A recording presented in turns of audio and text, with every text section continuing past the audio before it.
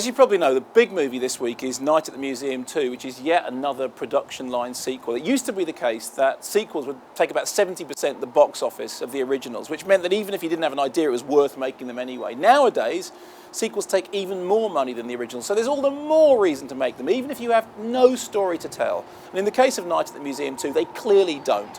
They go from one museum to another, they end up at the Smithsonian Institute, you get all the old characters back to do a bit of comic shtick, but there really is no plot. It's just gags hung around the loose premise that there's a magic tablet that makes museum characters come to life. The thing that really bothered me, however, was I'm a big fan of Ricky Gervais. I'm very impressed by the way he hasn't just done any old Hollywood stupid movie in the way that so many British comedians do. He's chosen really good projects like Ghost Town recently.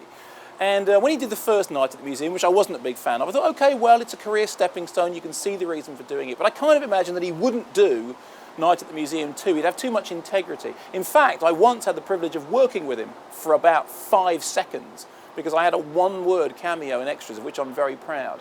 So I'm walking along the street and I see a poster for Night at the Museum 2, and there, prominently displayed on it, is Ricky Gervais. And I immediately start to feel, kind of let down, you know. I thought he was above that sort of thing. I don't want Ricky Gervais to be in Night at the Museum 2. It probably won't be any good, and I really like him. I don't want him to be in a movie that's kind of naff.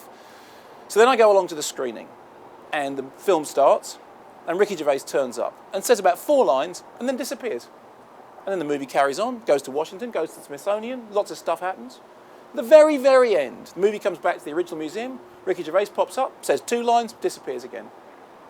So there was I, looking at this poster, feeling let down and wishing that Ricky Gervais wasn't in Night at the Museum 2. And you know what? It's fine. He isn't.